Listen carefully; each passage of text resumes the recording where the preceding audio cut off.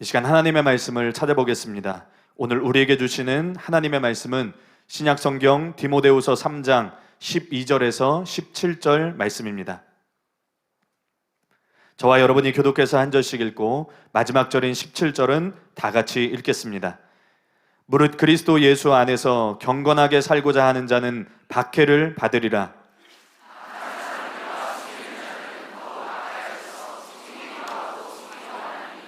그러나 너는 배우고 확신한 일에 거하라.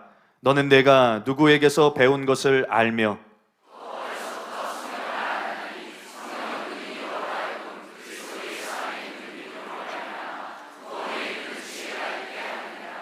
모든 성경은 하나님의 감동으로 된 것으로 교훈과 책망과 바르게 함과 의로 교육하기에 유익하니 이는 하나님의 사람으로 온전하게 하며 모든 선한 일을 행할 능력을 갖추게 하려 함이라.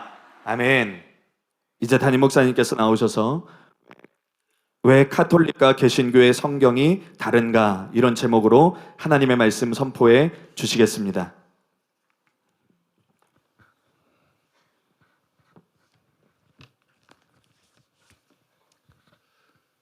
우리가 성경 말씀 중에서 한 본문을 선택해 가지고 그 본문을 강요하거나 설교해서 은혜를 받는 것도 굉장히 중요한 일이지만 더 근본적으로 중요한 것은 성경이 절대적인 권위를 가진 하나님의 말씀이다.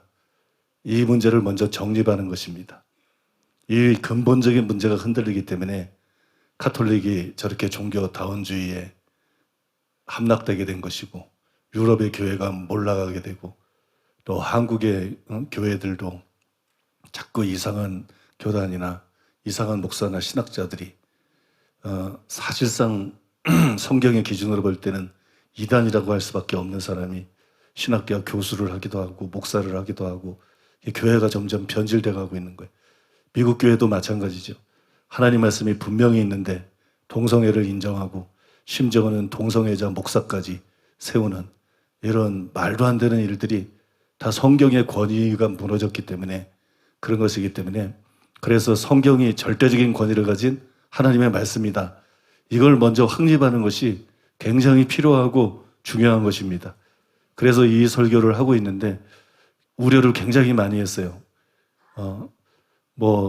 저 개인적으로는 주일학교 때부터 지금까지 신앙생활하면서 평생 수많은 설교를 들었지만 이 주제를 설교하는 목사님을 한 번도 본 적이 없어요. 저 개인적으로는. 그래서 저도 참 궁금했던 부분이고, 또 성도님들이 과연 이런 난제에 대해서 이런 어려운 주제를 설교하는 걸 소화할 수 있을까? 관심이나 있을까? 그런데 의외로 지난 2시간 전에 했는데 굉장히 성도님들이 관심을 가지고 잘 따라와 주시더라고요. 오늘은 세 번째로 왜 카톨릭과 개신교에서 인정하는 정경이 다른가? 이 주제를 다룰 것인데 굉장히 흥미롭죠?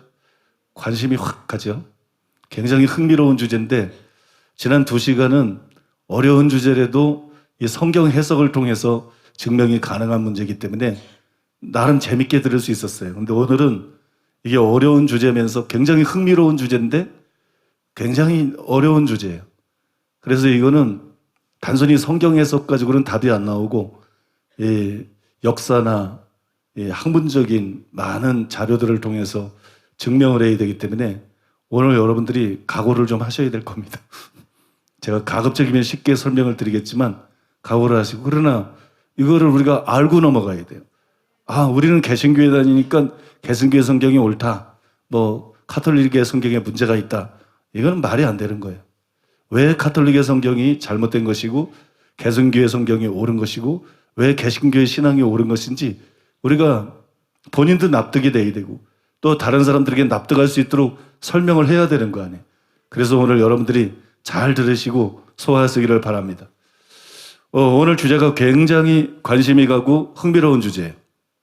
잘 아시겠지만 카톨릭의 성경과 개신교의 성경이 약간 다릅니다. 차이가 납니다. 신약 성경은 똑같이 27권이에요. 신약이 더 중요하니까 그나마 더 감사한 일이에요. 구약을 여러 번인 것이 신약이기 때문에, 성취이기 때문에 그나마 감사한 일이죠. 그러나 구약 성경은 카톨릭이 사용하고 있는 성경이 더 많아요. 카톨릭은 1546년에 트렌트 공회에서 외경을 정경으로 선포했습니다. 그 내용을 보면 다음과 같습니다. 본 종교회의는 외경을 포함하여 구약과 신약의 모든 책을 하나님 한 분만이 저자되심을 알므로 그리스도 자신의 입으로 하신 말씀과 성령이 하여 하신 말씀을 받아 썼으므로 인정하며 존경한다. 만일 앞에서 말한 전체의 책과 전체 부분을 가톨릭에서 읽고 사용한 것과 마찬가지로 그 책들을 거룩하게 인정하지 않는 자나 또는 정경으로 인정하지 않는 자는 저주를 받을지어다. 이처럼 트렌트 공회 때 개신교의 성경에는 없는 토비트, 유딧, 지혜서, 집회서, 바룩, 또 마카베오 상하, 마카오가 아닙니다. 마카베오 상하, 이렇게 여러분 외경 7권이 카톨릭의 정경이 됐어요. 때문에 카톨릭이 사용하는 구약 성경은 39권이 아닙니다. 우리처럼 39권이 아니라 모두 46권을 구약 성경으로 사용하고 있어요. 그나마 다행인 것은 이 책들이 위경이 아니라 외경이라는 사실이에요. 이게 어느 정도는 위로가 되는 사실인데, 여러분 지난 시간에 이미 말씀드린 것처럼 유대교에서는 구약 39권을 정경으로 인정을 했습니다. 근데 문제가 단번에 끝난 게 아니에요. 후대에 이것을 인정하지 않은 학자들이 어떤 책의 정경성에 관해서 의문들을 제기하기 시작했어요. 다행히 여러 논의 끝에 39권을 그대로 정경으로 인정하게 됐습니다. 그런데 이 정경성에 관해서 논의하는 과정에서 전문적인 용어로 책들을, 후보 책들을 4가지 부류로 분류를 했어요. 첫 번째가 원경입니다. 이 원경이라고 하는 것은 전체가 승인한 책들을 말하는 거예요. 구약의 대부분의 책들이 여기에 속하는데 전체가 승인한 책. 두 번째가 대경이에요. 이거는 몇몇 사람들이 경우에 따라서 의문을 제기한 책이에요. 책 전체 내용이 아니라 책의 어떤 일부 내용에 대해서 의문을 제기한 책. 즉 논쟁의 대상이 된 책이에요. 여기까지가 정경이에요. 논쟁의 대상이 됐지만 많은 논쟁을 벌이고 회의한 끝에 문제가 없다. 그렇게 결과가 나와가지고 이게 이제 구약 39권입니다. 세 번째로는 외경이에요. 세 번째로는 외경인데 어떤 사람들은 인정하고 어떤 사람들은 거부한 비성경적인 책들이 외경입니다. 그러면 마지막으로 위경이 있어요. 이 위경이라고 하는 것은 전체가 거부한 책이에요. 전체가 거부한 비성경적인 책, 확실히 믿을 수 없는 책, 이것이 바로 위경이에요. 다행한 것은 가톨릭에서 정경에 포함시킨 책들이 위경이 아니라 외경이다. 그게 여러분 그나마 다행한 사실이죠. 그렇더라도 가톨릭과 개신교 사이에 성경의 차이, 구약 성경 권수가 7권이나 차이가 난다. 이거는 굉장히 당혹스러운 거예요. 도대체 어디가 옳을까? 그죠? 왜 이렇게 됐을까? 먼저는 왜 이런 차이가 생겨나게 됐을까? 또 과연 어느 쪽의 선택이 옳은 것인가?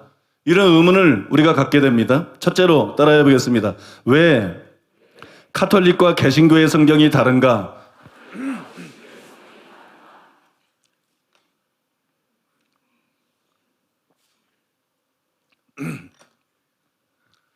왜 카톨릭과 개신교의 성경이 다를까요? 카톨릭과 개신교의 구약 성경이 다른 것은 카톨릭이 토렌트 공회에서 외경을 정경으로 인정한 후부터예요. 그래서 우리가 알아야 될 것은 왜 카톨릭이 7권의 외경을 정경으로 인정했는가? 그 이유들을 알아야 됩니다. 그 이유들을 알아야 그게 정당한 것인지 아니면 부당한 것인지 알고 판단을 할 수 있을 거 아니겠어요? 그래서 여기서부터 시작을 해야 되는데 왜 카톨릭은 7권의 외경을 정경에 포함시켰는가? 현재까지 그들이 주장하는 근거는 다음과 같습니다. 첫째로 따라해 보겠습니다. 신약의 반영, 신약의 외경이나 위경이 반영되어 있다는 것.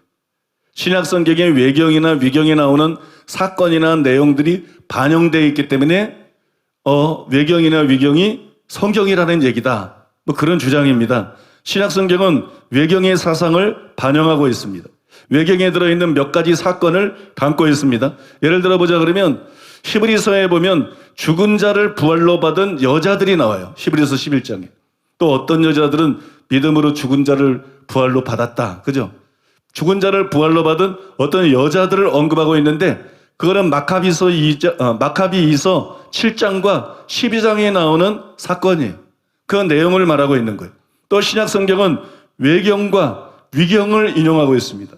나중에 자세히 다루겠지만 유다서 14절 15절은 외경도 아니고 위경을 다루고 있어요. 위경에 나오는 내용을 인용을 했어요. 자, 성경이 이렇게 외경이나 위경에 나오는 내용을 인용하기도 하고 또 그 사상이 어느 정도 담겨 있는 것을 봤을 때 이걸 인정한 거 아니냐? 성경이 이걸 인정하고 있는 거 아니냐? 이거를 첫 번째 근거로 내세우면서 외경을 성경으로 만든 거예요. 두 번째로는 따라해 보겠습니다. 신약에서 사용한 70인경. 신학을 한 분들은 아시겠지만 70인경이라고 있어요. 70인역이라고도 하는데 여러분 알렉산드리아에서 만들어진 성경이에요. 이게 성경인데 알렉산드리아에서 만들어졌어요. 히브리어 구약 성경을 시라버로 번역한 성경. 그러니까 시라버 성경, 최초의 시라버 성경. 그게 여러분 70인경입니다. 그것은 신약의 저자들이 가장 많이 인용한 성경이에요. 그러니까 무슨 바울이나 다른 사도들이 성경이 기록되었을 때 인용했을 때 주로 이 70인경에 나오는 그 내용들을 인용했다는 것입니다. 그런데 이 70인경에는 외경들이 포함이 되어 있어요. 이게 최초의 시라버 성경인데 여기에 외경들이 들어있다는 거예요. 그러니까 이걸 근거로 해서 외경을 카톨릭에서 성경으로 인정을 하는 거예요. 그 다음에 세 번째로는 최초로 완성된 필사본. 따라해보겠습니다. 따라하기 싫어요? 너무 어려워요? 들어보면 이해는 다 되시죠? 그죠? 예, 최초로 완성된 필사본. 여러분, 히브리어 성경을 헬라어로 번역한 게 70인경인데 이 70인경이 번역본이죠. 이 번역본을 사람이 손으로 베껴 쓴 거예요. 그게 여러분 시랍 성경의 필사본. 그게 최초의 필사본인데 이 성경 안에도 역시 외경들이 들어가 있다. 이 성경 안에도 외경들이 들어가 있어요. 필사본 모든 종류들 안에 전부 들어가 있어요. 이 외경들이 들어가 있는데 이것이 성경이라는 증거가 아니냐. 카톨릭의 주장은 그거예요. 그 다음에 네 번째로 따라하겠습니다. 초기 기독교 미술. 초기 기독교 미술인데 기독교 미술에 관한 최초의 기록에서도 외경을 사용하고 있어요. 그 대표적인 예가 여러분 잘 아는 카타콤이에요. 성도들이 초대교회 성도들이 핍박을 피해서 지하 묘지에 숨어서 신앙생활을 했던 것이 카타콤인데 이 카타콤에 그려진 것들을 보면 그 장면들을 보면 중간 시대 중간 기간에 있었던 성도들의 역사를 기록하고 있어요. 중간 기간이라는 건 뭐냐면 구약과 신약 사이입니다. 구약 말라기가 끝나고 신약이 기록되기까지 400년의 기간이 있었어요. 이 구약과 신약 사이에 400년간의 기간이 있었는데 이거를 중간 기간이라고 그래요. 이 중간 기간 사이에 많은 일들이 있었죠. 거기에 하나님을 믿는 성도들이 있었고 많은 사건들이 있었죠. 이때 주로 외경들이 쓰여졌거든요. 이때 주로 외경이나 위경들이 대부분 이때다 쓰여졌는데 그런 내용들을 그려놓고 있다는 거예요. 그런 내용들을 그리거나 새겨놓고 있다는 거죠. 이거는 초대교회 성도들이 이런 외경이나 위경에 나오는 사건들을 성경으로 인정한 거 아니냐. 하나님 말씀으로 인정한 거 아니냐. 그래서 이걸 근거로 외경을 정경이라고 주장하는 거예요. 그 다음에 다섯 번째로 따라해 보겠습니다. 초대교회 교부들. 초대교회 교부들 중에 특히 서방 측의 교부들은 외경을 받아들여서 가르쳤어요. 또 설교 자료로 사용을 했습니다. 동방에서는 알렉산드리아의 클레멘트, 이 동방에서도 알렉산드리아의 클레멘트라는 교부는 아주 유명한 교부인데 에스드라 이서를 완전한 정경으로 인정을 했어요. 성경으로 인정한 것이. 오리게는 정경 목록에 예레미야의 서신과 더불어서 마카비서를 첨부를 시켰습니다. 그 다음에 이레니우스는 지혜서를 인용을 했고 다른 교부들도 다른 외경 중에서 여러 가지를 인용을 했습니다. 자, 초대교회 교부들이 어떤 이는 인정하고 어떤 이들은 그 인용을 한 것을 볼 때 그 교부들이라 그러면 사도들의 제자 혹은 사도들의 제자들의 제자들이에요. 이들이 이걸 인정한 거 볼 때 이거 하나님의 말씀으로 인정한 거 아니냐. 이래서 외경을 정경으로 인정한 거예요. 여섯 번째로 어거스틴의 역량. 제가 바람이 신통치 않았습니다만 어거스틴 여러분 잘 아시죠? 어거스틴의 역량. 어거스틴은 외경을 정경의 위치로 끌어올린 인물이에요. 참 훌륭한 점도 많지만 문제도 상당한 사람입니다. 교회에 큰 해를 끼친 인물이에요. 그래서 제가 참고한 책에는 성 어거스틴이라고 나오는데 기분 나빠서 성자를 빼버렸어요. 어거스틴의 역량. 어거스틴은 외경을 정경의 위치로 끌어올린 인물입니다. 또한 외경을 정경의 목록에 삽입시킨, 즉 외경을 정경으로 인정한 두 가지 회의가 있어요. 그것이 시포 회의하고 카르타고 회의인데 이 시포 회의와 카르타고 회의에 영향을 끼쳐서 그런 결정을 하게 만든 사람이 바로 어거스틴이에요. 이때로부터 서방교회는 외경을 공중집회에서 사용하기 시작했습니다. 이것이 그들이 내세우는 또 하나의 근거입니다. 가톨릭이 내세우는 또 하나의 근거죠. 7번째로 트렌트 공회. 아까 말씀드렸어요. 1546년에 가톨릭이 트렌트 공회에서 외경을 정경으로 선포를 했어요. 그래서 트렌트 공회 이후로 이 외경들이 가톨릭의 정경이 된 거예요. 그 결정을 근거로 들은 거예요. 이게 맞는 결정이다. 그러면서 8번째로 가톨릭 이외에서의 사용. 가톨릭에서만 외경을 사용한 것이 아니라 가톨릭 이외에서도 외경을 정경으로 인정하거나 사용을 했다는 거예요. 즉 개신교에서도 종교개혁 이후에 가끔 외경을 성경에 포함을 시켰습니다. 대표적인 예가 성공회 있죠. 이 성공회에서도 공정집회에서 신구약과 더불어서 규칙적으로 외경을 낭독을 했어요. 또 동방종교라고, 이것도 역시 신교에 해당한다고 볼 수 있는데, 이 동방종교 교회들 역시 교회 의식을 할 때 외경들을 사용을 했습니다. 이걸 근거로 내세우는 거예요. 그 다음에 마지막 9번째입니다. 마지막 9번째로 사회지역사회. 사회지역사회가 아니고 사회지역사회. 사회지역사회. 여러분, 쿰란에서 발견된 사회지역사회의 두루마기 속에서도 외경들이 발견됐어요. 성경만 딱 발견됐으면 깔끔한데 거기에 외경들이 발견됐어요. 이 중에 몇 건은 히브리어로 쓰여진 거였어요.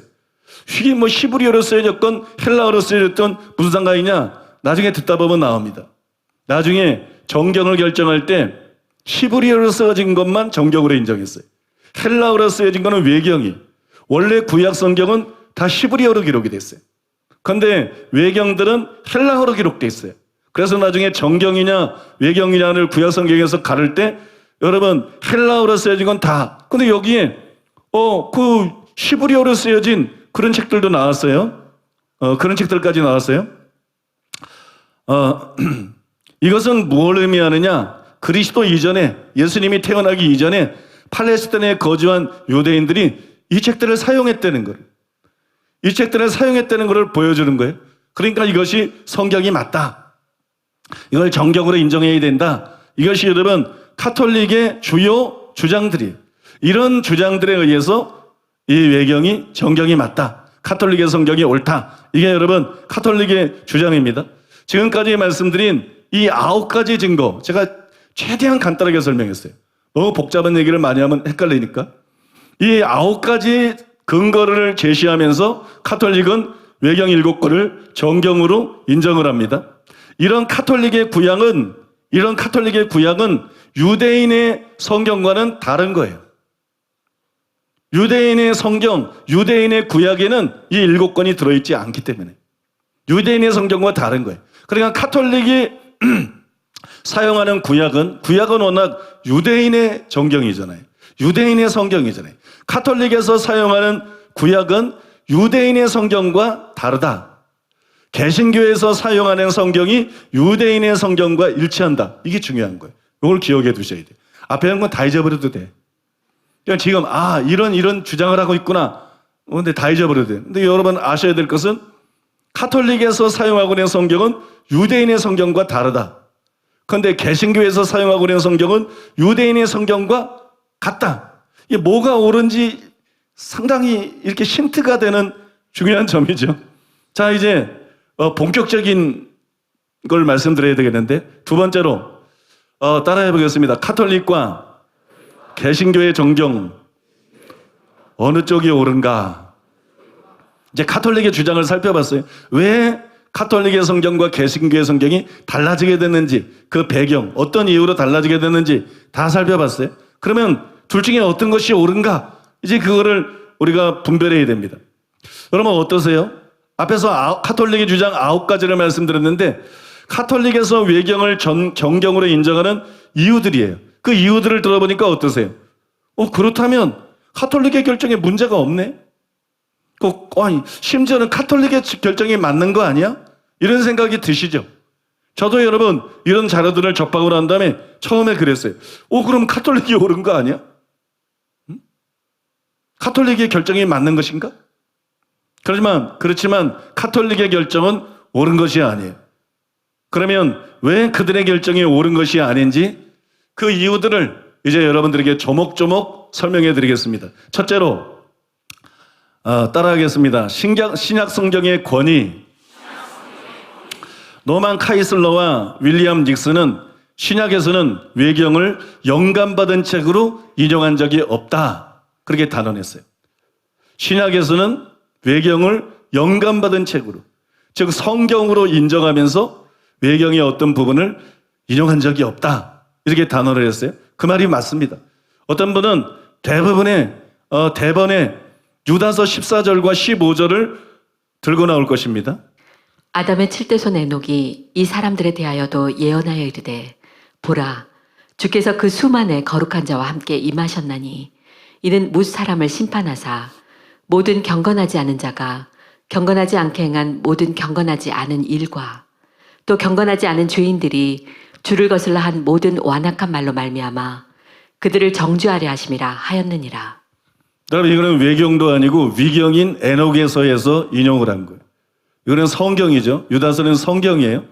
근데 외경이 아니라 외경보다 더 못하다고 생각되는 위경인 에녹에서에서 이 에녹의 말을 인용을 했다. 이게 굉장히 심각한 문제. 그죠? 인용을 했다. 그래서 카톨릭에서는 그게 성경이다. 이런 주장을 하고 있는 거고.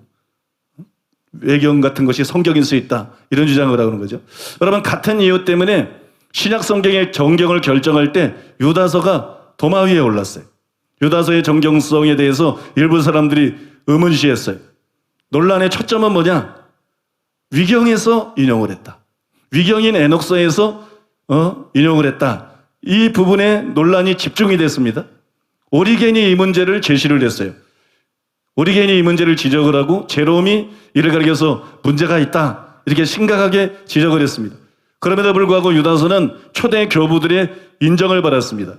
이레니우스, 또 알렉산드리의 클레멘트, 또 터툴리안 이런 분들이 전부 유다서를 정경으로 인정하고 또 정경으로 받아들였어요.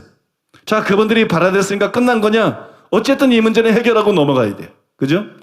어쨌든 이 문제를 해결하고 넘어가야 되는데 위경에서 인용한 이 부분을 어떻게 생각해야 되느냐? 위경에서 인용한 이 부분을 어떻게 설명해야 되느냐?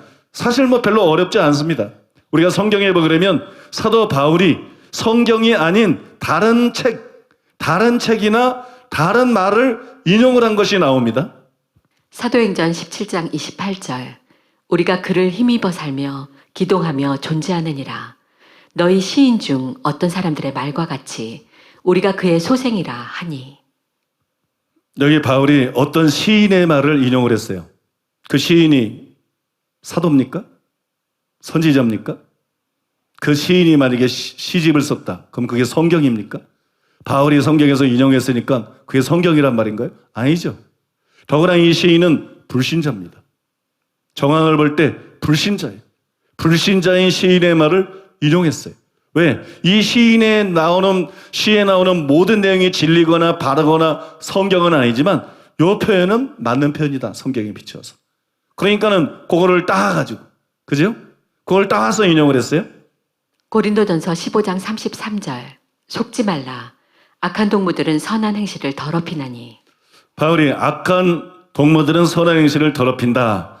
이런 말을 했는데 이거는 메난도의 시극이 있어요. 메난도가 쓴 시극이 있는데 타이스라는 시극이 있어요.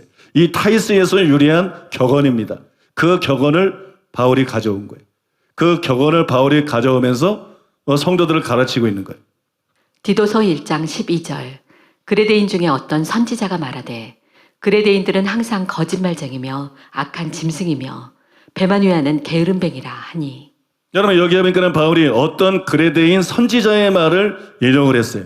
근데 그 선지자가 이사야도 아니고 예레미야도 아니고 다니엘도 아니고 에스겔도 아니에요. 그죠? 그냥 어떤 무명의 성경 기록하고 아무 상관없는 사람. 정경과 아무 상관없는 사람. 그 사람은 선지자의 말을 인용을 했어요.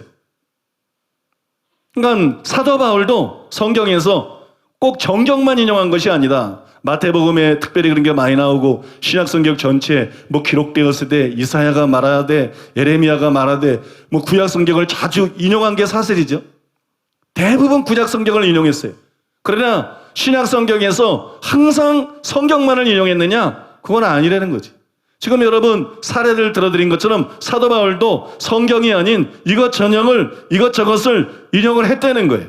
그러니까 유다가 에녹에서에서 인용한 것도 이것과 마찬가지다. 이것과 근본적으로 아무것도 다른 것이 없다는 거예요. 노만 카이슬러와 윌리엄 직스는 이런 말을 했어요. 고대 유대인 사회에 만연되었던 위조 신앙서적 대부분은 위경으로 알려졌다. 이와 같은 위경 속에 들어있는 내용의 모든 것이 거짓말은 아니다. 위경. 이 위경이라는 말 뜻이 문자적으로는 무슨 뜻이냐면 위조 문서다. 그런 뜻이 위조 문서. 위경하게 되면 우리는 가짜 책, 가짜 성경 이런 개념을 떠올리기 쉬워요. 그런 의미가 아닙니다. 위조 문서. 그러면 이것도 굉장히 기분 나빠요. 나쁜 책 같아. 위조 문서. 근데 그런 식으로 나쁜 책이 아니에요. 이 위경이라는 건 뭘 말하냐면 이 중간기죠. 신약과 구약 시대 그 사이 400년 동안의 기간. 이 기간에 하나님을 잘 믿었던 사람들이 책을 썼는데 종교 서적을 쓴 거예요. 책을 썼는데 이 책이 널리 읽히고 사람들에게 받아들여지게 하기 위해서 자기 이름으로 책을 쓴 것이 아니라 구약의 위대한 사람들의 이름으로 책을 쓴 거예요. 그러니까 자기가 책을 썼는데 저자를 자기를 쓰지 않고 구약의 뭐 이사야, 예를 들어서 뭐 아브라함, 뭐 예를 들어서 그런 에녹서도 마찬가지고. 그 에녹이 쓴 책이 아니에요. 에녹이 쓴 책이 아니고 에녹에서 그래서 에녹이 쓴 책이 아니고 다른 사람이 썼는데 에녹의 이름을 쓴 거예요. 그것이 여러분 위경이에요. 그러니까 위경의 내용이 전체가 맞는 건 아니에요. 정경의 내용은 전체가 많지만 위경의 내용은 전체가 맞는 건 아니에요. 그렇다고 전체가 틀린 것도 아니에요. 전체가 거짓말도 아니에요. 그래서 에녹에서에서 인용한 게 문제가 없는 거예요. 에녹이 직접 쓰지 않은 에녹에서에 나오는 예언을 인용했으면 그걸 왜 인용합니까? 잘못된 거 아닙니까? 결국 그 에녹에서를 인정한 그런 얘기가 아니에요. 에녹에서를 누가 썼는지 몰라도 이스라엘에는 에녹에 대한 많은 얘기들이 흘러내려왔을 거예요. 그 중에는 맞는 것도 있고 틀린 것도 있을 거예요. 그러니까 에녹에서에 나오는 내용이 맞는 내용도 있고 틀린 내용도 있는데 여러분 유다가 맞는 부분만 딱 인용한 거예요. 마치 이방 시인의 시에서 맞는 부분만 바울이 인용했던 것처럼 에녹에서에서 맞는 부분만 인용한 거예요. 이해가 되십니까? 그러니까 유다가 에녹에서에서 인용을 했다 그래서 에녹에서가 성경이다 그런 의미로 인용한 것은 아니다. 또 유다가 에녹에서에서 에녹의 예언 한 부분을 인용하면서 그러니까 에녹에서에 나오는 전체 내용은 진리다 그런 의미로 인용한 것도 아니다. 사도 바울이 시를 인용할 때 그런 의미로 인용한 것이 아닌 것처럼 믿습니까?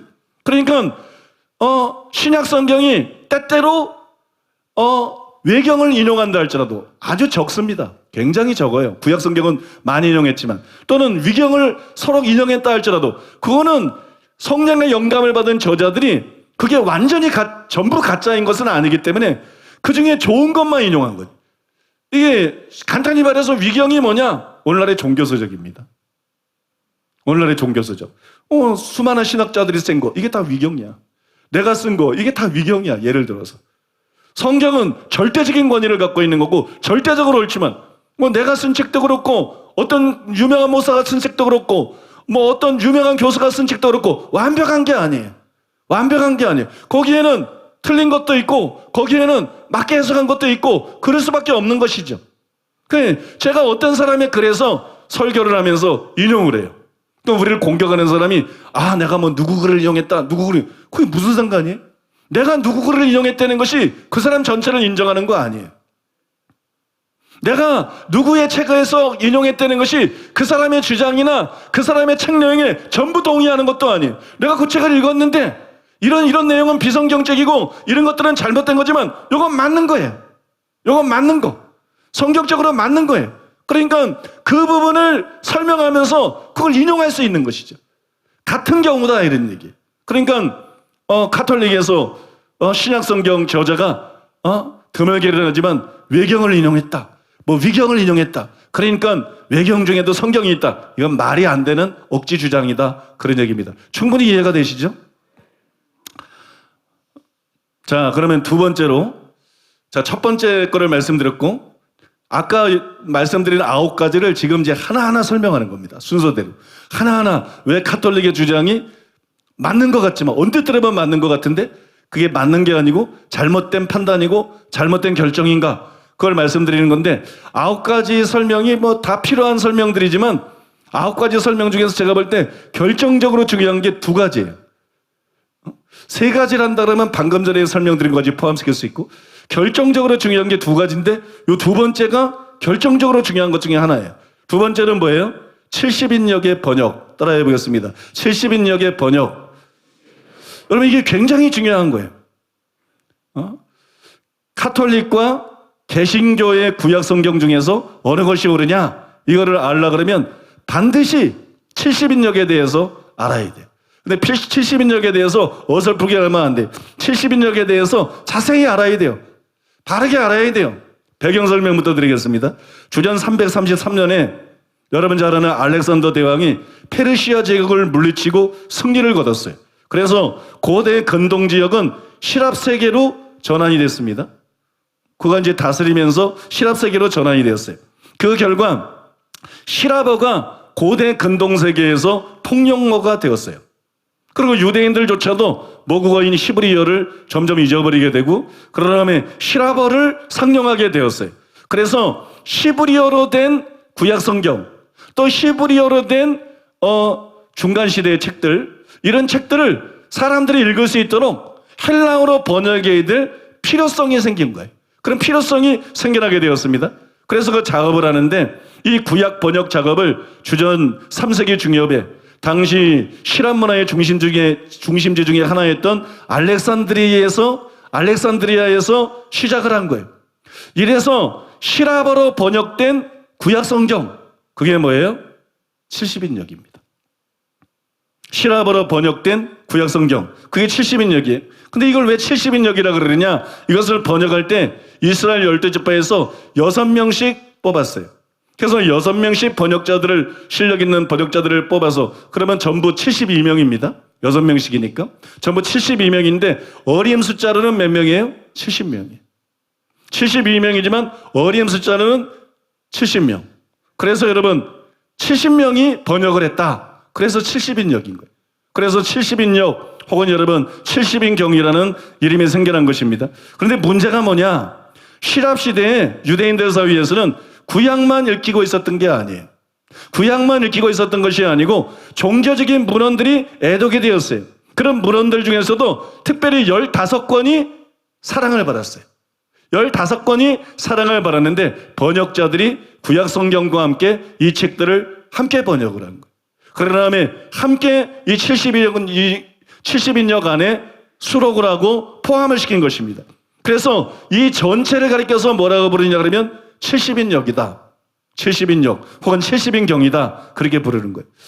이제 아주 간단하게 말씀을 드리면 이해가 됩니다. 이거 말씀을 드리면 아주 간단하게 말씀을 드리면 개신교의 구약성경, 이 개신교의 구약성경은 히브리어 구약성경의 전통을 따른 거예요.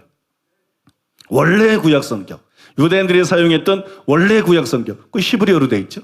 개신교의 구약성경은 히브리어 구약성경의 전통을 따른 것이고, 지금 가톨릭이 사용하고 있는 구약성경, 이거는 헬라어 구약성경 70인경이죠.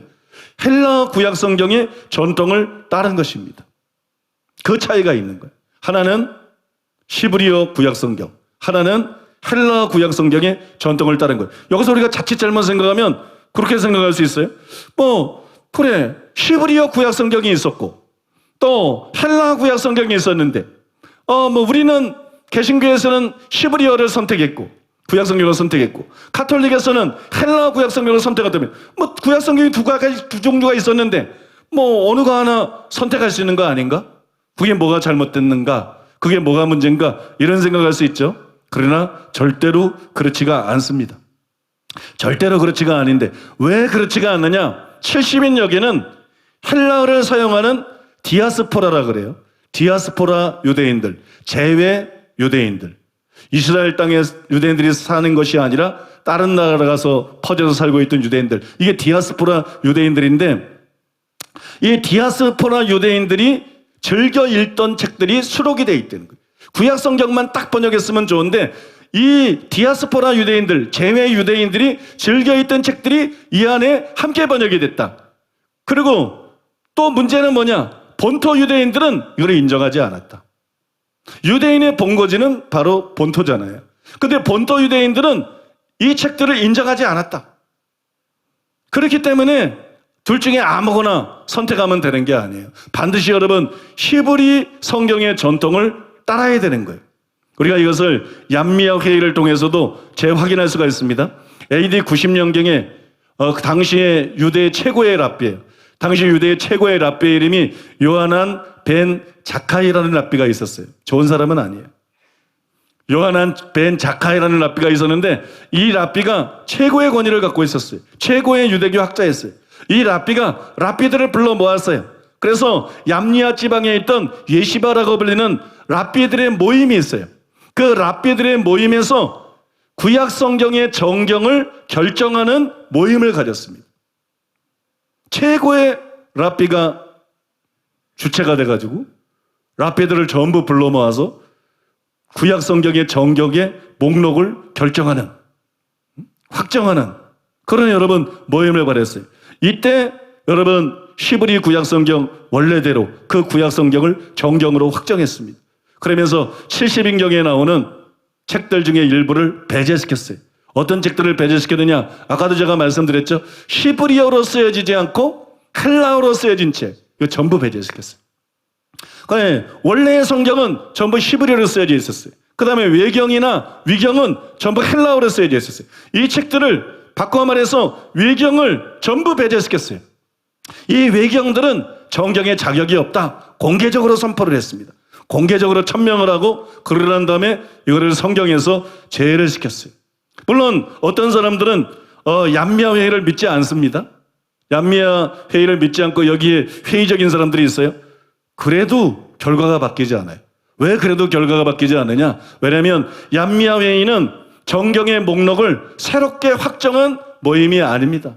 처음으로 확정하거나 새롭게 확정한 모임이 아니고 벌써 그보다 훨씬 전인 BC 400년경의 일설에 의하면 학사 에스라에 의해서, 에스라서의 저자인 학사 에스라에 의해서 1차적으로 구약 정경의 목록들이 확립이 돼 있었어요.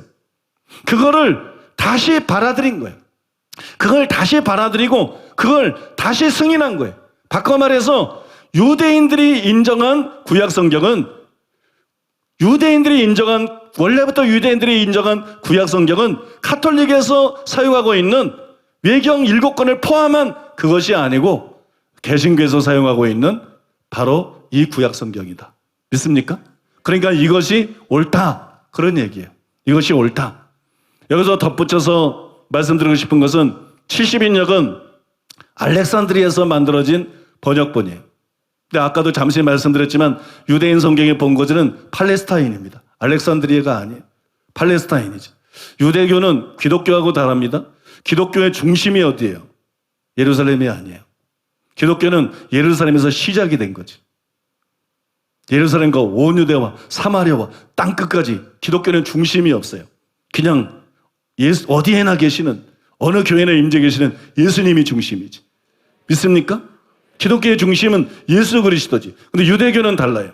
유대교는 사람들이 예배를 드릴 때 전국에서 전부 예루살렘으로 모여듭니다. 절기 때마다 전부 예루살렘으로 모여. 예루살렘 중심이. 오순절날 무슨 일이 있었어요? 성령이 임할 때. 이 오순절을 지키기 위해서 여러 나라에서 예루살렘으로 몰려든 거예요. 여러 나라에서 예루살렘으로 몰려들고 예루살렘의 결정을 존중하는 겁니다. 예루살렘의 결정을 존중하고 예루살렘의 전통을 유대교는 따라가게 돼 있는 거예요. 그래서 여러분, 이게 굉장히 중요한 거예요. 이방 세계인 알렉산드리아에서 구약 성경을 번역하고 외경들을 번역한 것이 권위가 없다는 거예요. 그게 기준이 아니라는 거예요. 여러분, 예루살렘이 기준이라는 거예요. 팔레스타인이 기준이라는 거예요. 거기서 구약 성경을 뭐로 인정하느냐? 뭐로 결정하느냐? 물론 여러분, 알렉산드리아에서 70인역을 번역할 때 많은 실력 있는 학자들이 따라붙어서 번역을 했을 거예요. 그러나 그 자체만으로는 권위를 가질 수가 없다. 왜냐하면 그들은 유대교의 경전인 구약 성경에 어떤 책을 포함해야 되고 어떤 책을 빼야 되느냐, 그걸 결정할 권한이 없다는 거예요. 그런 여러분, 종교적인 권한은 팔레스타인 땅에 있다는 거예요. 팔레스타인 땅에 그 유대인들에게 있다는 거예요. 여러분 이해하십니까? 그래서 여러분 70여 간의 외경들이 포함됐다. 카톨릭에서는 그러니까 이 외경들도 성경이다. 그러니까 최초 헬라의 성경 안에, 헬라어 성경 안에 외경들이 포함됐으니까 외경도 성경이다. 이건 말이 안 되는 거예요. 그러면 이 70여 간의 외경들이 같이 번역이 됐고 포함되어 있다는 것을 어떻게 받아들여야 되느냐? 간단한 거예요. 유대인들이 정경과 더불어 다른 신앙 서적들을 번역했다. 다른 신학 서적들도 읽고 은혜 받고, 그러기 우리가 성경만 있는 게 아니라 종교적인 서적들도 있잖아요. 그죠? 성경만 있는 게 아니라 많은 신학자들의 책들이나 많은 목사님들의 책이나 간증책이나 있잖아요. 유대인들에겐 그게 그런 책인 거예요. 그게 기준이 되는 책이 아니라 그게 은혜 받는 책, 분별하면서 읽으면서 은혜 받고 배우고 그런 책인 거예요. 그런 책들을 함께 번역했다. 단순히 의미가 그거라는 거예요. 단순히 의미가 그것이지, 함께 번역했으니까 이것도 성경이다. 이거는 잘못된 주장이다. 잘못된 판단이다. 이해되시죠? 끝으로 여러분들에게 설교 끝은 아닙니다.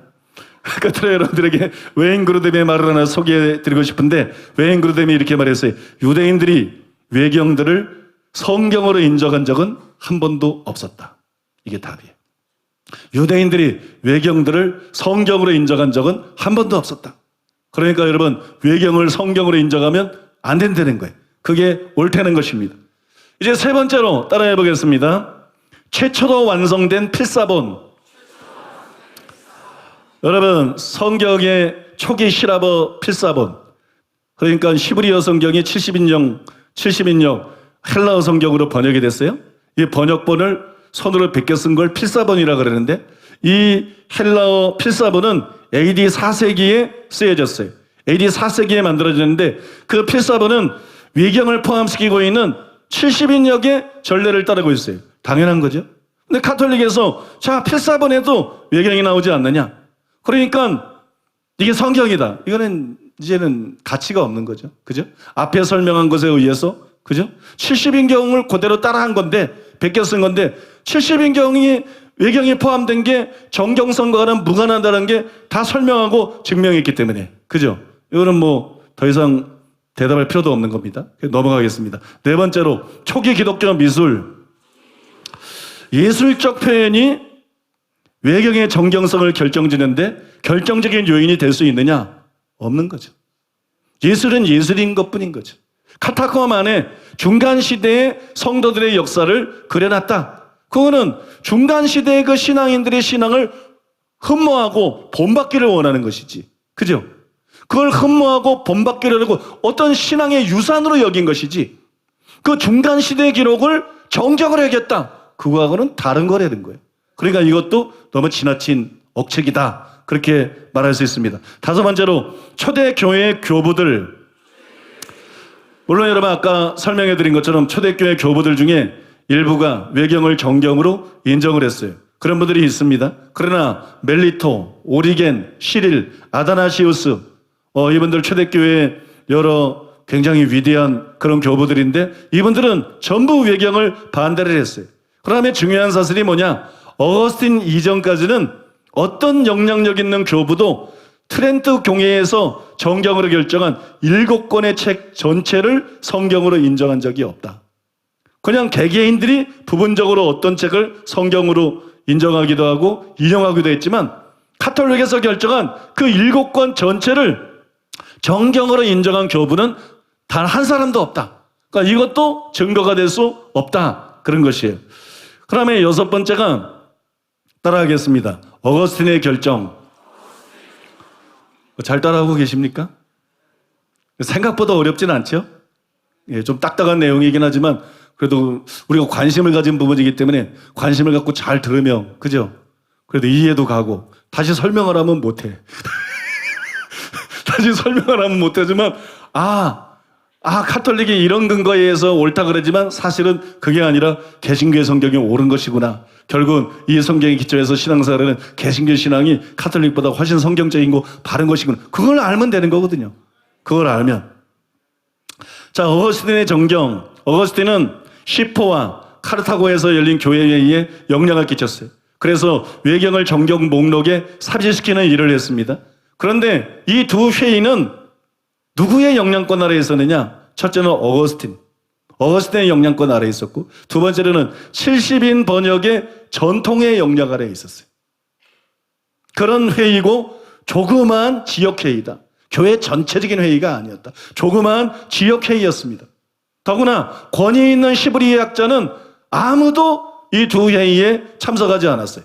당시에 세계적으로 가장 권위가 있었던 히브리 학자가 누가 있느냐? 제롬을 꼽을 수 있어요. 제롬. 교회사를 아는 사람은 이분을 많이 들어서 알 거예요. 이 제롬이라는 위대한 학자가 있었는데 제롬을 꼽을 수 있는데, 그런데 그는 외경의 정경성을 통렬하게 비판했습니다. 그러면서 어거스틴을 비판했어요. 어거스틴이 잘못된 일을 행하고 있다. 이건 잘못된 결정이다. 비난을 했어요. 제롬은 외경들을 라틴어로 번역하는 것을 거절했어요. 그걸 뭐라고 번역하느냐. 또 여러분 라틴어 성경 안에 첨부시키는 것도 거절을 했어요. 그거를 참고문서라는 의미라도 성경에 첨부시키면 안 된다. 그래서 그 못되고 있다가 나중에는 라틴어 성경의 외경이 첨부가 됐어요. 그 언제 첨부가 되느냐? 제롬이 죽자마자 일어난 일이에요. 제롬의 눈치를 보고 하고 있지 못하다가 제롬이 죽자마자 죽을 때를 기다렸다는 듯이 여러분 라틴어 성경에 포함시킨 것이기 때문에 별로 의미가 없는 것이다. 권위가 없다. 그 얘기입니다. 그러면 7번째로 따라해 보겠습니다. 트렌트 공회. 아까 9가지 이유 중에서 2가지가 결정적으로 중요하다. 그래서 하나는 70인역이 굉장히 중요하다. 70인역을 제대로 이해하는 게 굉장히 중요하다 말씀드렸고, 그러니까 여러분들이 오늘 설교는 여러분 자신이 그냥 이해만 하셨으면 되고 잊어버려도 돼. 근데 그 2가지 핵심은 기억해 두는 게 좋아요. 70인역에 대해서는 기억해 두는 게 좋아요. 70인역 아까 설명했죠? 다 잊어버렸네. 그다음에 또 하나는 트렌트 공회, 이게 중요한 거예요. 트렌트 공회에 대해서는 여러분들이 전체는 아니라도 그 핵심 내용만이라도 이렇게 소화하고 기억하고 있는 게 좋습니다. 이거 굉장히 중요한 설명이니까 잘 들어보세요. 아주 중요한 설명입니다. 트렌트 공회에서 7권의 외경이 카톨릭의 정경이 된 거예요. 정경으로 이렇게 들어오게 되는데, 트렌트 공회의 행동 강령, 이 트렌트 교회 공회의 행동 강령이 뭐냐? 논쟁적이었다. 학문적이고 신앙적이고 그래서 양심적으로 연구한 이런 게 아니라 싸움이었다, 일종의. 이게 논쟁적이었고 편파적이었다. 싸움을 하려고 그러면 이겨야 되니까 다른 사람을 음해하고, 정직한 사실을 갖고 얘기를 하는 게 아니라 다른 사람을 음해하고 자기 유리한 것만 얘기하고, 마치 당쟁처럼, 그죠? 우리나라의 이 당 정치하는 사람들 보면 이건 뭐 양심이 없어. 그냥 무조건 지네가 옳은 거고 무조건 상대는 까고, 초등학생도 안 하는 짓을 국회의원들을 그 세금으로 다 매겨 살리면서 하고 있는데 내가 볼 땐 다 잘라버리면 좋겠어. 그냥 당들을 다 없애버리면 좋겠어. 아무튼 여러분, 트렌트 공회의 특징은 논쟁적이었고 편파적이었다. 이에 대해서 세계적인 조직신학자인데, 아주 유명한 조직신학자예요. 실력 있는 사람이. 세계적인 조직신학자인데 웨인 그루덴이 이렇게 썼습니다.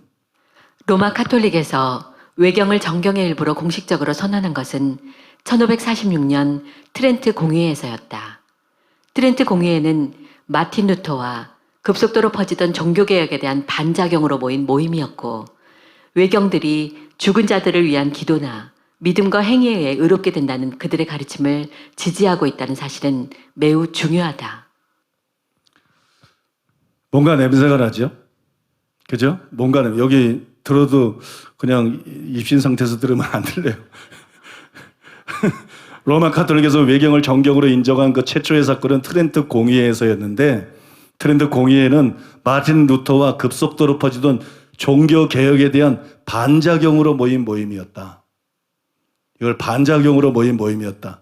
외경들이 죽은 자를 그때 이제 결정한 성경으로 결정한 외경들이 그 내용을 보면 죽은 자들을 위한 기도나 믿음과 행위에 의해 의롭게 된다는 그들의 가르침을 지지하고 있다. 카톨릭의 잘못된 주장들을 지지하고 있는 내용을 담고 있는 외경들을 거기서 추인했다. 모든 외경을 추인한 게 아니다. 루터와 싸우기 위해서 자기들에게 유리한 쪽의 내용이 들어있는, 그게 잘못된 교리인데, 성경 전체를 볼 때는 잘못된 교리인데, 카톨릭이 잘못된 신앙 갖고 있었는데, 그거 들어있는 그 책들만 추인한 것이 트렌트 공의회다. 그러니까 이런 결정이 무슨 권위가 있겠는가. 요 내용만 딱 읽어봐도 냄새가 나죠. 그죠? 뭔가 카톨릭의 꼬리꼬리한 냄새가 나죠. 여러분, 당시 루터와의 논쟁에서 카톨릭은 죽은 사람을 위한 기도를 지지했어요. 한 번 주는 것은 사람에게 정하신 거예요. 그 외에는 심판이 있고 끝나는 거예요. 그죠? 그거는 번복될 수가 없는 거예요. 그러니까 죽은 자를 위한 기도는 해서도 안 되는 거, 의미가 없는 거예요. 그런데 카톨릭이 죽은 자를 위한 기도를 지지하면서 외경인 마카비서를 인용을 했어요. 마카비서 12장 45절과 46절에 보면 죽은 자들을 위해 기도하는 내용이 나오기 때문에 마카비서를 인용했어요. 이에 루터와 그를 추종한 개신교인들은 그 책의 정경성에 도전을 했어요. 그건 성경이 아니지 않느냐? 그건 외경 아니냐? 그건 권위가 없는 책 아니냐?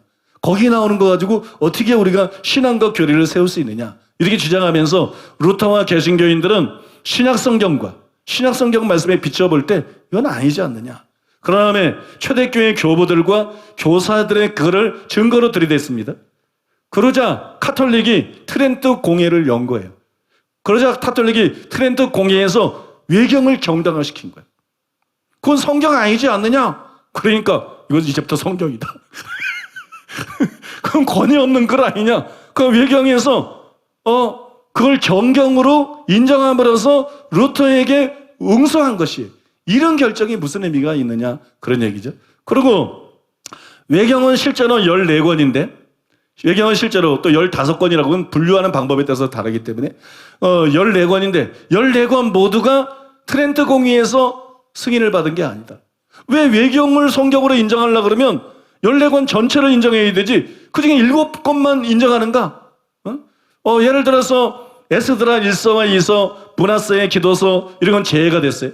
이 중에 특별히 에스드라 2서를 제외시킨 것은 굉장히 의심스럽다. 왜 의심스럽습니까? 에스드라 2서는 죽은 자를 위한 기도를 강력하게 반대하고 있기 때문에, 죽은 자를 위한 기도를 강력하게 반대하는 구절, 에스드라 2서 7장 105절에 나오는데 그런 내용이 있기 때문에, 그래서 자기들의 주장을 합리화하기 위해서 어떤 거는 성경으로 인정하고 외경 중에서 어떤 거는 오히려 합당한 내용을 담고 있는데 성경을 인정하는 데서 빼버리고 그런 거 아니냐. 그것이 바로 카톨릭이 권위가 있다고 생각하는 트렌트 공회의 실체다. 이렇게 논쟁적이었고 이렇게 편파적이었다. 그러니 이런 결정에 의해서 외경을 성경으로 인정한 걸 어떻게 우리가 성경으로 받아들일 수 있느냐, 그런 내용입니다. 뿐만 아니라 트렌트 공회의 결정은 개혁기에 카톨릭 내의 전체 의견도 아니었어요. 그 당시 카톨릭 내의 전체 의견도 아니었고 또 논의의 여지가 없이 카톨릭 안에서조차 이건 정말 정경이야, 이런 의견의 일치가 이루어진 것도 아니었어요. 그 증거를 좀 말씀드리면 1518년 아우구스트 부르그에서 루터를 반대했던 추기경이 있어요. 그 추기경의 이름이 카예탄인데, 카예탄이 해설집을 하나 썼어요. 외경을 삭제시킨 구약의 전 정사. 올바른 역사를 말하는 것 같아요. 구약의 전 정사 이런 책을 썼어요. 이건 뭐예요? 외경은 성경에서 빼야 된다. 제목에서도 그게 나오는 거잖아요. 그죠? 외경은 성경에서 빼야 된다. 또 그 전에 추기경 시메네스는 그의 저서에서 외경과 구약 정경과의 차이에 대해서 분명하게 구분해 놨어요. 카톨릭 안에서조차 그거는 일치된 의견이 아니었다. 그 일치된 의견이 아니었고, 다만 루터를 대항하기 위해서, 개신교들을 대항하기 위해서 그 회의에서 그런 편파적인 결정을 내린 것이 트렌트 공의회다. 그러니까 트렌트 공의회에서 외경 7권을 정경으로 결정했으니까 그것이 정경이다, 그것이 성경이다, 이런 카톨릭의 주장은 부당한 것이다, 말이 안 되는 것이다, 그 얘기입니다. 자, 이제 8번째로 따라해 보겠습니다. 카톨릭 외에서의 사용, 신랍종교, 성공회, 개신교. 전 성공회 참 별로 안 좋아해요. 너무 종북좌파고 또 너무 동성애, 종교다운지, 뭐 거의 이단화되어 있는 곳 같아. 아주 뭐 그 사람들을 내가 다는 모르니까 그 안에도 물론 진실한, 옛날에 대청덕 신부님 같은 진실한 분들이 또 있겠지만 아주 저는 좋아하지 않습니다. 너무 변질되고 이건 정말 이단 시비가 붙을 만한 집단이 아닌가. 응? 저 개인적으로는 아무튼 그렇게 생각하는데, 신랍종교, 성공회, 개신교, 여기서 외경을 사용하기는 했어요. 일부가 외경을 사용하기는 했는데 외경 사역이 일정하지 않았다. 성경처럼 그렇게 다 일정하게 사용한 게 아니다. 어떤 곳에서는 공중집회, 예배의식을 위해서 외경을 사용했다는 것이. 여러분, 외경을 포함시킨 성경책들이 있었는데 외경을 포함시킨 성경책들은 보편적으로 구약과 신약 사이에 외경을 분리해서 삽입시켰어요. 그거 자체가 뭐예요? 이건 구약과는 다른 책이다. 이건 신약과도 다른 책이다. 그죠? 구약처럼 권위 있는 책은 아니다. 신약처럼 권위 있는 책은 아니다. 그거 자체를 외경을 포함시킨 책들이 말해주고 있다는 거예요. 외경에 성경의 다른 책들과 동일한 그런 정경적인 권위를 부여하지 않았다는 것입니다. 외경을 사용하더라도 정경적인 목적이 아니라 예배 사용을 위해서 사용을 했다. 종교적인 의식을 위해서 사용했다. 우리 뭐 종교적인 의식을 위해서는 찬송가도 사용하고, 종교적인 의식을 위해서는 복음전도 사용하고, 종교적인 의식을 위해서 뭐 교동문도 사용하고. 교동문이 곧 성경은 아니잖아요. 그죠? 교동문도 사용. 예배 의식을 위해서 사용한 것이지 그게 꼭 그걸 정경으로 인정했다고 말할 수는 없다. 그래서 이것이 근거가 될 수는 없다는 거예요. 이제 마지막 9번째입니다. 따라해 보겠습니다. 사회 두루마리. 여러분, 사회적인 컵란에서 발견된 두루마리 속에서도 외경들이 발견이 됐어요. 그 두루마리에서 주로 성경이 내용들인데 외경들이 발견돼가지고 카톨릭에서는 그러니까 이 외경들이 성경이라는 증거다, 그렇게 내세우는데, 여기서 발견된 외경들도 그게 정경이라는 증거는 아니라는 거예요. 그러면 왜 정경이라는 증거가 아니냐? 그 사회 두루마리에서 구약 성경과 외경들만 발견되느냐? 그게 아니라는 거예요. 많은 주석들이 발견됐다. 또 편남들이 발견됐다. 많은 편남들이 발견됐다. 그래서 여러분, 그 책들이 큰 장서를 이루었는데, 그런데 유대인 사회에서는 거기에 포함된 그 대부분의 책들을 영감받은 책이라고 인정하지 않았다. 구약 성경만 영감받은 책이라고 인정했지 다른 책들은 외경을 포함해서 영감받은 책으로 인정하지 않았다. 그러니까 사회 두루마리에서 외경이 발견됐다는 것만으로 그 외경들이 정경이다, 구약 성경이다, 이런 주장은 가당치 않다는 거예요. 그러니까 지금까지 여러분들에게 카톨릭에서 왜 7권의 성경을 구약에 포함시키면서 이걸 정경이라고 주장했는데, 그들이 주장 9가지를 우리가 다 살펴봤잖아요. 그 다음에 그 주장들이 언뜻 들으면 그럴싸한데, 맞는 것 같은데 왜 그 결정이 잘못된 것인지, 그 9가지에 대해서 제가 여러분들에게 지금 순서대로 조목조목 설명을 드렸어요. 그걸 간단하게 요약하면 그걸 간단하게 요약을 해보겠습니다.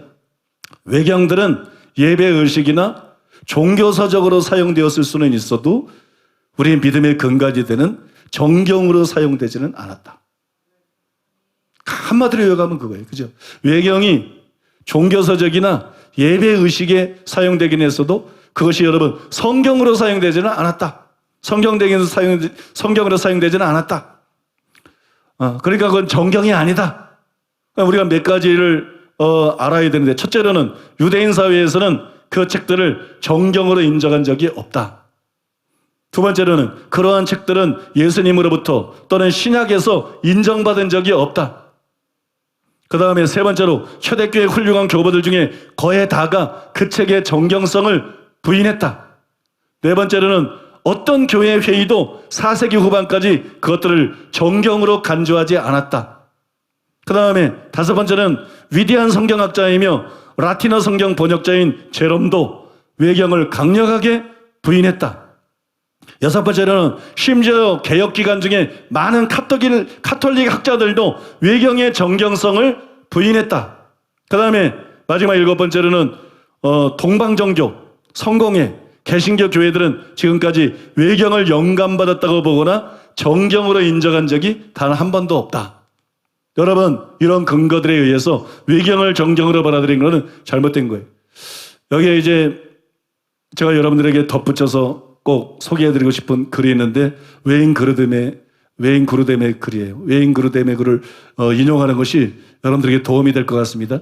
웨인 그루뎀이 이 문제에 대해서 이렇게 썼어요. 외경을 성경의 일부로 간주해서는 안 된다. 첫째, 외경 자체가 구약 성경과 같은 권위를 주장하지 않는다. 둘째, 그 책들을 기록한 유대인들이 외경들을 하나님의 말씀으로 간주하지 않았다. 셋째, 예수님이나 신약 성경의 저자들이 그것들을 성경으로 간주하지 않았다. 그 네 번째, 성경의 다른 부분과 모순되는 부분들이 있다. 성경의 다른 부분과 모순되는 부분들이 있다. 그러므로 그것들은 성경과 같이 하나님의 감동으로 기록된 것이 아닌 단순한 인간의 말이라고 결론을 내릴 수밖에 없다. 외경들도 물론 역사적, 언어학적 연구를 위한 가치가 있고 구약시대 이후 믿음과 용기에 관한 유익한 이야기들도 많이 있지만 구약 성경의 일부였던 적은 한 번도 없었고 성경의 일부로 생각되어서도 안 된다. 그것들은 오늘날 성도들의 삶과 생각을 좌우하는 권위를 가지고 있지 않다. 참 설명을 잘했다고 생각이 돼가지고 여러분들에게 소개해드렸습니다. 여러분, 외경을 포함한 카톨릭의 성경은 바른 것이 아닙니다. 개신교의 성경이 옳은 것입니다. 개신교의 성경이 기준입니다. 그렇다면 카톨릭은 완전히 가짜냐? 또 카톨릭에 다니는 사람들에게는 구원이 없느냐? 카톨릭에 다니는 사람들은 전부 지옥에 가느냐? 그렇지는 않아요. 여러분, 존 스토트는 이렇게 말했습니다. 성경의 권위에 복종하는 것은 그리스도인의 제자도의 기초가 된다. 물론 이 말은 성경의 권위를 부인하는 사람은 어떤 면에서도 예수님의 제자가 될 수 없음을 의미하지는 않는다. 성경에 대한 확신은 적지만 예수를 따르는 사람들이 있기 때문이다. 그렇지만 분명 한계가 있을 것이다.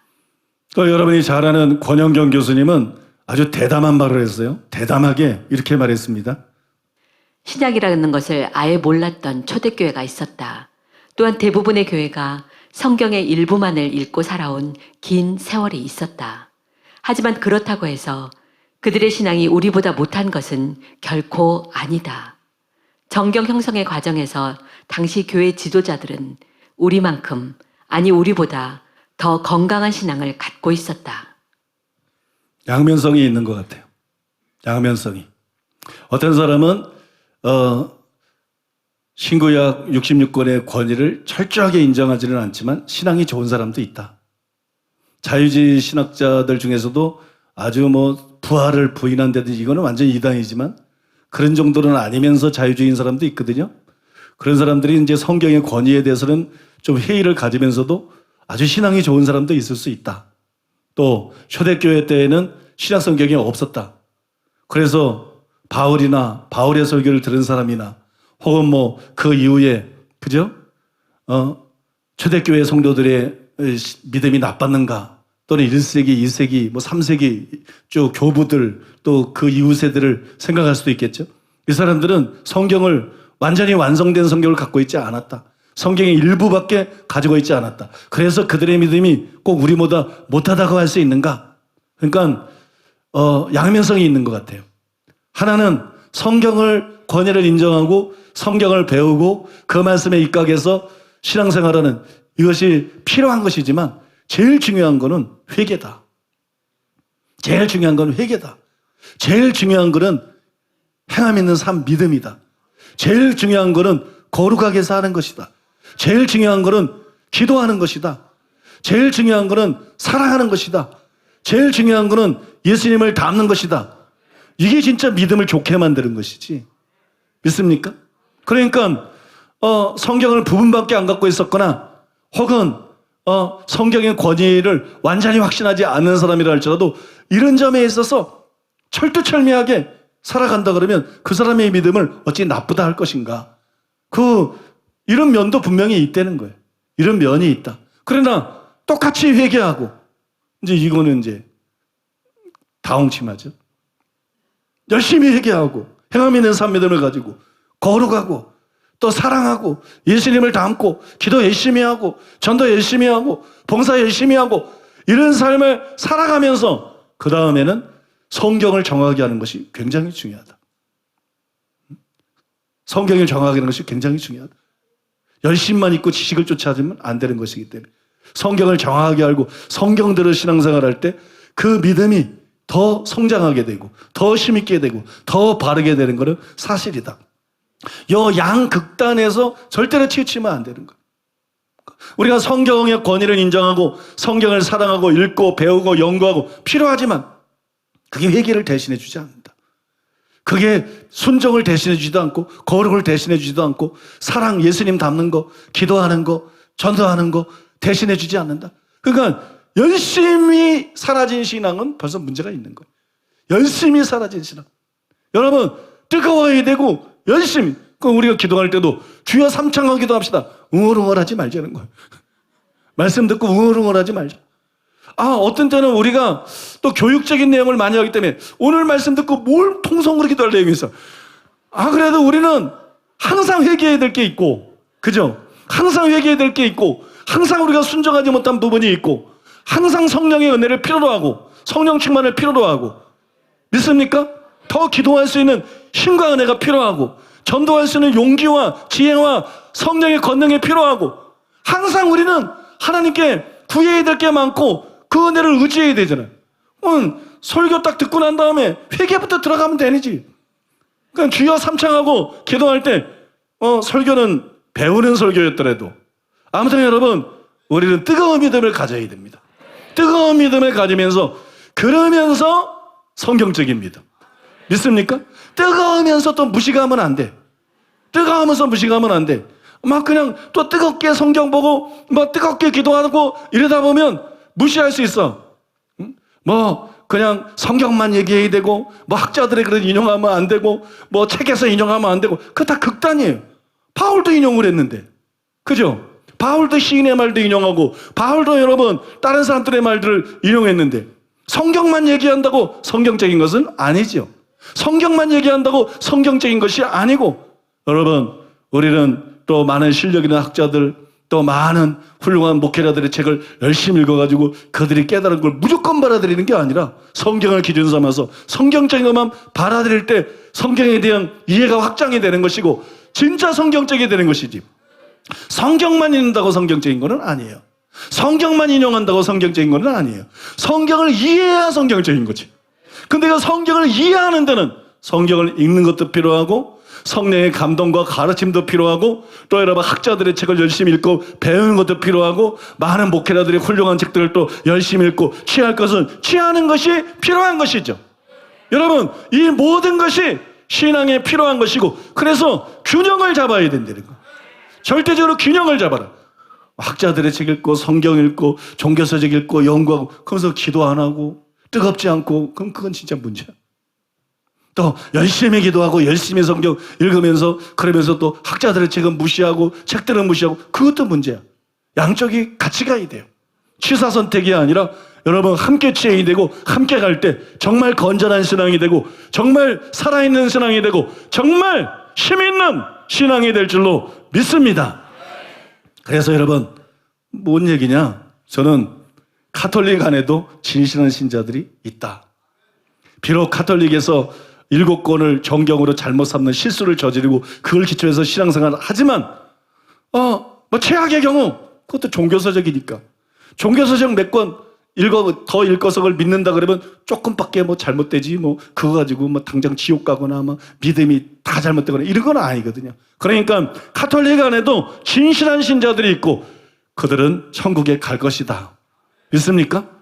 이거를 먼저 인정해야 되고요. 이 기초 위에서 하지만 저는 신앙 양심상 내가 뭐 개신교의 목사라서 그런 게 아니고 신앙 양심상 카톨릭을 추천하지는 못하겠어요. 카톨릭 교회에 출석하는 사람들에게 계속 카톨릭 교회에 다녀라 이렇게 말하는 못하겠어요. 당신의 영혼을 위해서 개신교로 바꿔라. 저는 예수의 이름으로 그 영혼을 위해서 개신교를 위해서가 아니라 예수님을 위해서 개신교를 위해서가 아니라 그 영혼을 위해서 그렇게 말하겠어요. 왜 그렇게 제가 말할 수밖에 없느냐? 카톨릭은 외경을 정경에 포함시켰을 뿐만이 아니라 더 심각한 게 있어요. 성경의 권위 위에 교황의 권위를 둔다. 교회는 성경 권위 아래에 있어야 되는데 교회가 성경의 권위 위에 있다. 그 다음에 그 교회를 교황이 지배한다. 성경의 권위 위에 교황의 권위가 있다. 믿음은 들음에서라며 들음은 그리스도의 말씀으로 말미암는 것이 믿음은 그냥 믿는 게 아니에요. 말씀이 약속하고 있는 걸 믿는 거예요. 말씀의 기초에서 믿는 거예요. 성경의 기초에서 신앙생활하는 거예요. 그런데 어찌 우리 믿음의 근거를 하나님의 영원한 말씀이 아니라 일개 인간에게 둘 수가 있는가? 일개 인간인 교황에게 둘 수가 있는가? 이건 대단히 잘못된 것입니다. 더구나 여러분도 아시겠지만 현재 가톨릭은 종교 다원주의에 심각하게 물들어 있는 음녀예요. 내 친척 중에도 가톨릭에 열심히 다니고 있는 사람이 있는데 그 어머니 불교 신자를 전도하면 못하게 해요. 종교는 다 같은데 왜 예수 믿으라고 그러냐? 그럼 가톨릭을 뭐 하려고 믿어 그 정도면?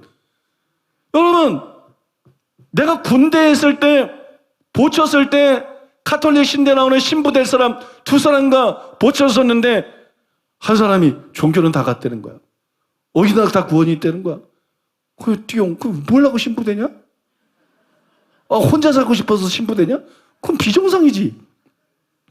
남자가 나이가 들면 같이 살고 싶어야지. 왜 혼자 살고 싶었고? 아니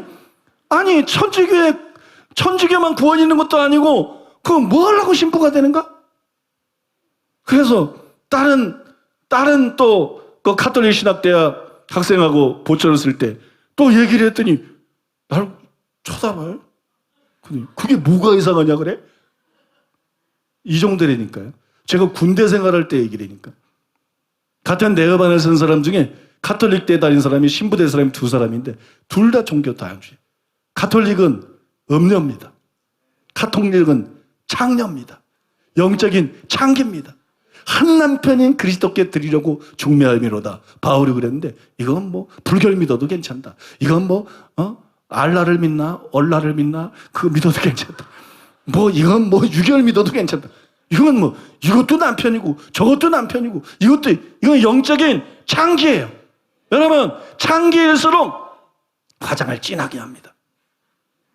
창기일수록 화장을 진하게 하고 옷을 요란하게 입습니다. 예수님도 일반 옷 입으셨잖아. 우리 개신교에서도 자꾸 가운 입고 목사들이 쓰고 그러는데 개인 취향이에요. 그게 결정적으로 잘못된 건 아니지만 개인 취향의 문제지만 저는 그거 별로 좋게 안 봅니다. 예수님도 그죠? 제사장은 대제사장은 그건 종교적으로 하나님이 그 예표를 위해서 정해 주신 거지. 이 선지자들이 다 일반 옷 입었지. 그죠? 세례요한이 좀 기이한 옷을 입었지. 그럼 여러분 예수님도 일반 옷 입었어요. 사도들도 일반 옷 입었어요. 그러면 우리 목사들도 일반 옷 입어야지. 교황도 예수님도 일반 옷 입었는데 교황이 뭔데 예수님도 안 쓴 모자 쓰고 예수님이 안 든 지팡이 들고 예수님이 안 든 스토를 웃기잖아요. 예수님도 그냥 일반 옷 입는데. 그러니 수녀님들은 또 중기랑 비슷하게 잿빛 색깔 또 후에 또 잿빛이야. 여자가 이쁜 걸 입어야지. 잿빛에다가 또 뭐 묵주도 하고 뭐 머리에 수건은 내 뒤집었어. 다 우리가 성경적으로 성경에서 실제 말한 게 그게 아니라는 걸 다 설명했잖아요. 그죠? 과거에 설교하면서 설명했잖아요. 그러니까 이게 다 창기가 꾸미는 거하고 나는 같다고 보여집니다. 신앙이라는 것은 하나님의 말씀에 기초해서 믿어야 그게 바른 신앙인데, 이게 쓸데없이 사람들을 종교적으로 현혹할 수 있는, 또 현란하게 막 그럴듯하게 현혹할 수 있는 이런 겉모습을 보지 말라는 거예요.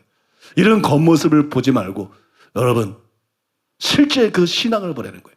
말씀에 기초한 건전한 바른 신앙인가, 말씀에 기초한 탈선한 불건전한 신앙인가, 그걸 보라는 거예요. 그래서 여러분 그런 데 현혹되지 말고 여러분들이 열심히 교회 다니시고 그 다음에 말씀에 기초한 믿음을 가지시되, 다시 한번 말하지만 말씀에 기초한 믿음도 열심 없으면 소용없어요. 회개하지 않으면 아무 소용없어요. 하나님께 순종하지 않으면 아무 소용없어요. 기도하지 않으면 아무 소용없어요. 하나님 사랑하지 않으면 아무 소용없어요. 서로 사랑하지 않으면 아무 소용없어요. 교회 다니는 게 신앙이 아니다. 예배 참석하는 게 신앙이 아니다. 성경에 있는 게 신앙이 아니다. 봉사하는 게 신앙이 아니다. 회개해야 됩니다. 회개해야 돼요. 순종해야 됩니다. 거룩해야 됩니다. 사랑해야 됩니다. 하나님을 본받아야 됩니다. 그리고 여러분 기도해야 됩니다. 그리고 다른 영혼을 불쌍히 여겨야 돼요. 세상에 살다 보면 중요한 게 딴 거 없어요. 얼마 전에도 요새는 또 하나님께서 설교를 자꾸 많이 부어주세요. 요새는 자꾸 설교를 주시는데, 여러분 사람이 이 땅에 살면서 중요한 거 없어요. 사람의 온 천을 얻어도 자기 목숨을 잃으면 아무 유익이 없는 거예요. 내 영혼이 구원받는 게 제일 중요한 거예요. 다른 사람에게 복음을 전파할 때도 자기가 버림받으면 아무 소용없는 거예요. 자기가 바르게 회개하고 자기가 바르게 신앙생활하고 여러분 자기 영혼이 구원받고 천국 가는 거, 이거보다 중요한 건 없어요. 그 다음에 중요한 건, 두 번째 중요한 건 다른 사람 구원하는 거. 믿습니까? 사랑하는 가족들부터 구원하는 거, 다른 사람 구원하는 거, 친구들을 구원하는 거, 직장 동료를 구원하는 거, 이웃을 구원하는 거, 이거보다 중요한 일 없어요. 신앙생활하면서 이 교회 다니면서도 목회자들도 중직자들도 신자들도 이 초점이 잘못되어 있어요. 구원의 초점이 맞춰져 있대. 예수님이 구원자잖아. 예수님이 십자가 구원하기 위한 거잖아요. 예수님이 땅 오신 게 구원하기 위한 거잖아요. 성령을 부어준 게 단순히 능력 주려고 그런 게 아니라, 여러분 우리를 거듭나게 해서 구원하기 위한 것이고, 능력 주셔가지고 복음 증인 돼가지고 다른 영혼들 구원하기 위한 것이잖아. 믿습니까? 첫째, 내가 바르게 신앙생활하다가 버림받지 않고 천국 가는 거예요. 항상 여기에 초점을 맞추고 우리가 신앙생활을 해야 되고, 두 번째로는 어찌하든지 간에 하나라도 더 다른 사람의 영혼을 구원하는 것, 여기에 초점 맞추고 신앙생활을 해야 될 줄로 믿습니다. 그래서 여러분들이 천국에 들어갈 뿐만 아니라 천국에 들어갔을 때 큰 상을 받는 복된 여러분 되시기를 예수님의 이름으로 축복합니다. 주여 삼창은 딴 사람이 나와서 하겠습니다. 제가 할까요? 예, 우리 주여 삼창하고 기도하겠습니다. 주여 삼창하고 함께 기도하도록 하겠습니다. 주여, 주여, 주여! 하나님 감사합니다. 이 시간 우리에게 하나님의 말씀으로 비춰 주시고 주님의 섭리로 우리에게 성경을 주시고 우리에게 그 말씀을 기준으로 살아갈 수 있도록 인도하신 그 하나님 영광 올려드립니다. 하나님, 그러나 우리가 그 말씀 앞에 서지 못하였던 우리의 모습을 고백하며 이 시간 회개하기를 원합니다. 우리에게 그 말씀을 근간으로 주셨고 우리에게 그 말씀을 기준으로 주셨음에도 불구하고 하나님, 우리가 그 말씀을 알기 위해서 그 말씀에 매달리며 그 성경을 알기 위해 나아가지 못했던, 우리가 관심 갖지 못했고 사모하지 못했던 아버지, 우리의 마음을 회개하며 주님께 나아갑니다. 하나님, 그 말씀으로 우리가 얼마나 우리 자신을 비웠습니까?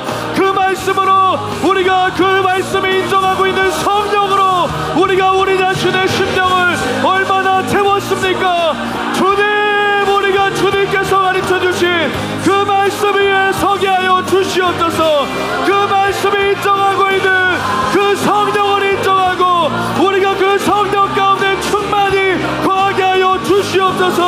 아버지, 우리가 주님을 사랑한다고 하면서 그 말씀을 사랑하지 못했던 우리 자신을 회개합니다. 우리 자신을 내려놓습니다. 우리 자신의 모습이 여전히 고집스럽고 이기적인 예수님은 성경을 통해서 우리에게 가르쳐 주신 그 모습은 너무나 남을 사랑하셨고 다른 이를 구원하기 위해서 자기 목숨을 내어주셨는데, 아버지, 우리가 그 예수님을 닮지 못했던, 아버지, 우리가 그 예수님을 진실로 알지 못했던 아버지 그 모습이 있었음을 아버지 회개합니다. 아버지 하나님, 이제 주님을 닮는 하나님의 사람들 되게 하여 주시옵소서. 성경에 증거하고 있는 그 예수님을 진실로 닮아나갈 수 있는 하나님의 사람들이 되게 하여 주시옵소서. 아버지, 이 시대에 가톨릭들이 회개하게 하여 주시옵소서. 하나님, 돌아올 수 있도록 우리가 중보하기를 원합니다. 하나님 말씀보다 교황의 권위를 세우려고 했던 아버지 주님, 그들이 회개하고 돌이켜 하나님의 말씀의 권위를 인정하게 하시고 바로 서게 하여 주시옵소서.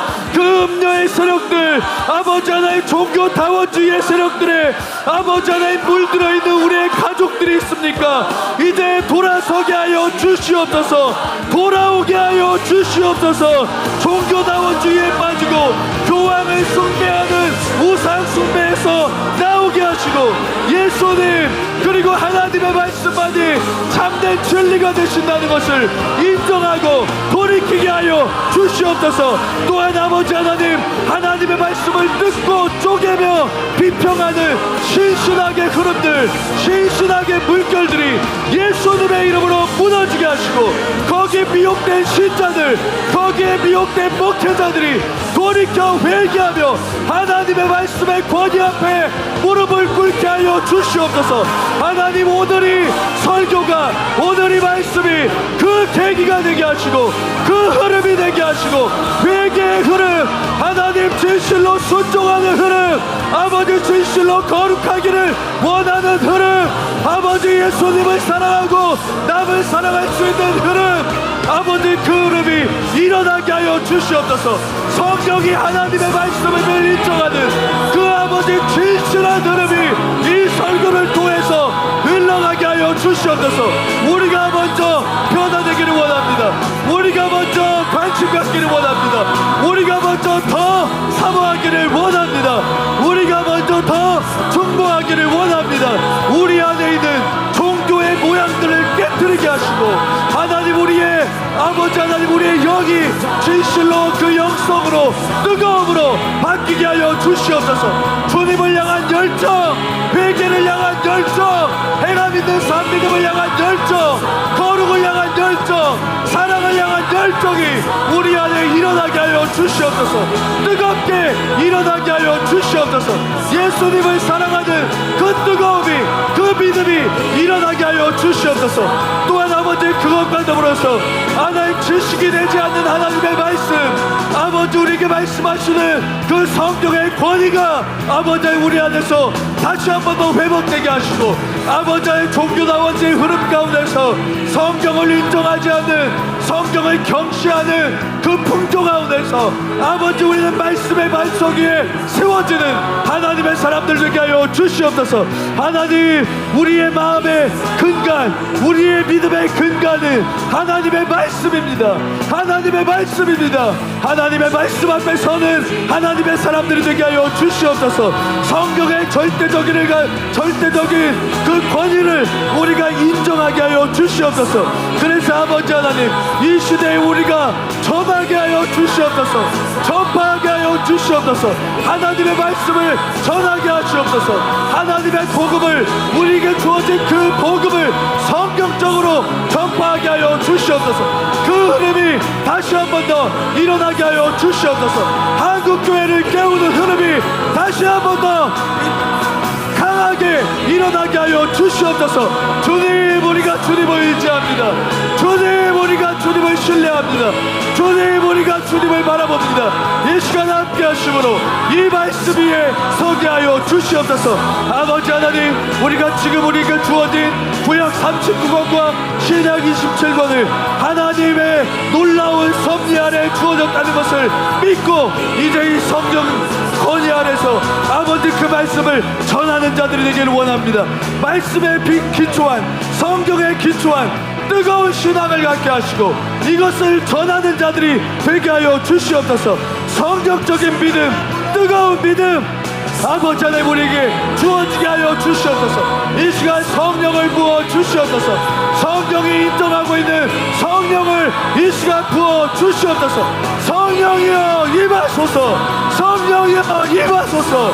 성령이여 임하시고 우리 가운데 채워 주시옵소서. 그래서 하나님, 우리가 선한 일을 행할 수 있는 능력이 말씀과 성령으로, 거룩함을 이룰 수 있는 능력이 말씀과 성령을 통해 일어나게 하여 주시옵소서. 아버지 하나님, 우리가 더욱 변화되기를 원합니다. 아버지 하나님, 우리가 더욱 바뀌기를 원합니다. 아버지, 이 시간 함께 하시고 아버지 기도를 통해서, 이 말씀을 통해서, 성령을 통해서 변화될 수 있게 하여 주시옵소서.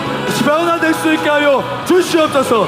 주님 감사합니다. 오늘도 말씀으로 우리를 빛비춰 주신 주님 영광 올려드립니다. 성경에 입각한 신앙을 소유하게 하여 주시옵소서. 성경에 입각한 신앙을 소유하게 하여 주시옵소서. 성령으로 충만한 신앙을 소유하게 하여 주시옵소서. 열정으로 뜨거운 신앙을 회복하게 하여 주시옵소서. 아버지 하나님, 우리가 안일해졌던 것을 회개합니다. 우리가 아버지 하나님 더운 날씨 때문에 안일해졌던 것을 회개합니다. 우리의 마음가짐 때문에 안일해졌던 것을 회개합니다. 이제 뜨거운 신앙을 회복하게 하여 주시옵소서. 회개의 물결과 믿음의 물결과 순종의 물결과 거룩의 물결을 다시 일으키도록 일어나게 하시옵소서. 전진하게 하시옵소서. 승리케 하여 주시옵소서. 뜨겁게 뜨겁게 뜨겁게 타오르게 하여 주시옵소서. 아버지 하나님 감사합니다. 오늘 말씀하신 주님께 영광 올려드립니다. 이 말씀을 통해 우리 자신이 변화될 수 있는 힘을 얻게 하심을 감사합니다. 아버지 하나님이 역사 가운데 섭리하심을 감사합니다. 우리의 삶에도 섭리하시고 역사하시고 개입하시고 간섭하시옵소서. 주님 함께 하심을 감사합니다. 오늘 말씀 가운데 역사하심을 감사합니다. 주님이 말씀으로 우리를 변화시켜 주심을 감사합니다. 우리의 마음에서부터 일어나게 하심을 감사합니다. 종교의 모양에서 떠나게 하시고 능력으로 충만케 하심을 감사합니다. 아버지 하나님, 선한 일을 행할 수 있는 능력으로 가득하게 하여 주시옵소서. 감사합니다.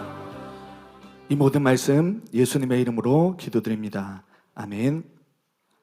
이제 담임 목사님 나오셔서 드려진 예물 위해 축복해 주시고 축도로 주일일부 예배를 마치겠습니다. 여러분, 자기 영혼 구원을 위해서 항상 회개하시고 순종하시고 기도하시고 거룩을 추구하시고 용서하시고 사랑하시고 그렇게 살아가시고 그 다음에 다른 영혼은 구원하는 일에 최선을 다하시기 바랍니다.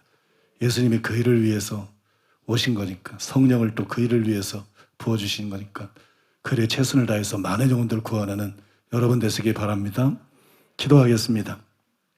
아버지 하나님, 아버지 하나님의 사랑과 은혜에 감사드리고 찬송드리고 찬양드립니다. 가톨릭과 개신교의 성경이 서로 다르고 어느 것이 옳은가 항상 궁금했지만 우리가 알지 못했습니다. 오늘 말씀을 통해서 분명하게 가르쳐 주심을 감사드립니다. 모르는 사람은 가톨릭은 큰 집이고 개신교는 작은 집이라고 생각합니다. 그렇지 않습니다. 가톨릭은 성경에서 벗어난 것이고 종교 개혁을 통해서 개신교는 성경으로 더 가까이 다가간 것입니다. 모르는 사람은 유명한 큰 교단이나 유명한 큰 교회가 무조건 정통인 줄 압니다. 다른 사람이 이단이라 그러면 그 짓으로 매도당한 건지도 모르고 이단이라고 말합니다. 그렇지 않습니다. 기준은 성경입니다. 기준은 누가 더 성경적으로 설교하고 어느 교회가 더 성경적이고 성경적으로 믿고 성경적으로 사역하느냐, 그것이 중요한 것입니다. 아버지 하나님, 우리가 성경을 비춰봤을 때 우리 사랑하는 교회가 정통 중에 정통인 것을 믿습니다. 이 시대의 빛이 되는 교회고 이 시대의 모델로 되는 교회로 하나님이 세우고자 하심을 믿습니다. 주님, 우리 성도님들에게 더욱더 믿음을 주시옵소서, 담대함을 주시옵소서, 하나됨을 주시옵소서, 열심을 주시옵소서. 주님, 우리 교회에 큰 부흥을 주시옵소서, 성장하게 하시고 부흥하게 하여 주시옵소서, 하나님 맡기신 사명을 감당할 수 있게 하여 주시옵소서. 아버지, 오늘도 주시는 은혜 감사해서 하나님 앞에 예물을 드렸습니다. 주일원금 11조 감사원금, 건축원금을 하나님 앞에 올려드렸습니다. 주님이 모든 예물을 받아 주시옵소서, 높임 받아 주시고 영광 받아 주시옵소서. 예수님의 이름으로 축복하오니 재물 얻을 능력이 성도들의 손에 임하게 하여 주시옵소서. 재물 얻을 능력이 성도들의 양손에 지금 임하게 하여 주시옵소서. 심은 대로 풍성하게 거두게 하여 주시옵소서. 예수님의 이름으로 성도들이 머리 되는 역사가 일어나게 해 주시옵소서.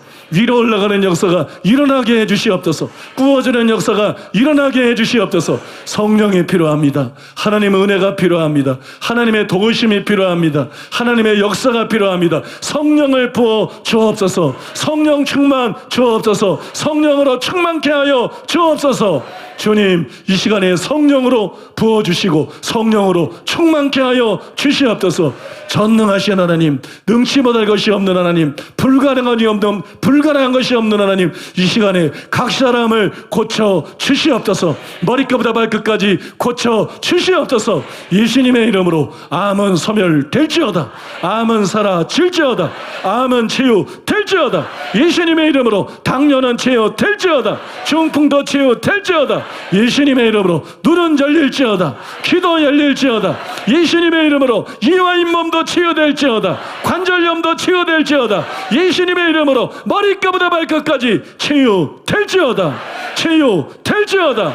머리끝부터 발끝까지 치유될지어다. 건강하게 될지어다, 회복될지어다.